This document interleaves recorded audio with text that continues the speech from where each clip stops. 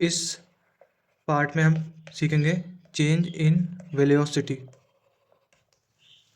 तो देखो, यहाँ पे आप कोई सी भी वेलोसिटी दोगे तो यहाँ पे जो वेलोसिटी आएगी उसमें कितना चेंज आएगा।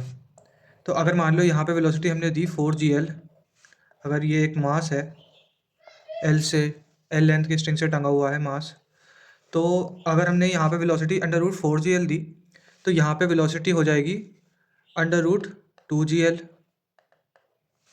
मान लीजिए ये v1 है, ये भी v1 है और ये है 90 डिग्री।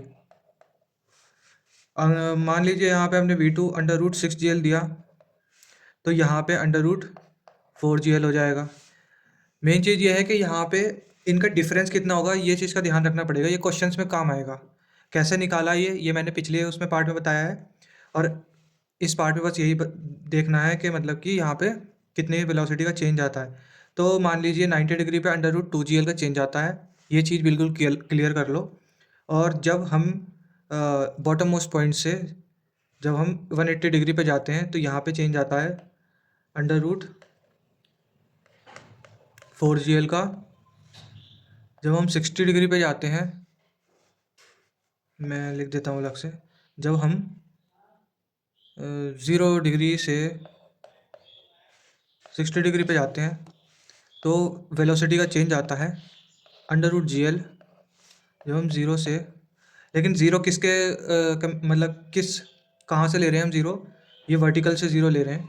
तो ज़ीरो से 90 डिग्री पर जाएगा तो चेंज इन वेलोसिटी आएगी √2gl। ज़ीरो से 180 डिग्री जाएगा तो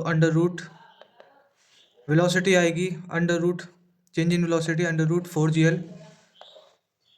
तो ये याद रखना है, क्योंकि यहाँ पे कुछ भी स्पीड दे दो, मान लो v3 हमने दी √9gl दे दी, तो इस पॉइंट पे क्या आएगा, √2gl कट जाएगा, √7gl आएगा,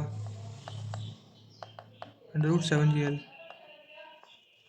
और इस पॉइंट पे क्या आएगा, v3 यहाँ पे 4 माइनस हो जाएगा, तो √9gl माइनस √5gl कितना आएगा, √4gl माइनस यहाँ पे आएगा 5gl। तो इस चीज़ का ध्यान रखना है यहाँ पर।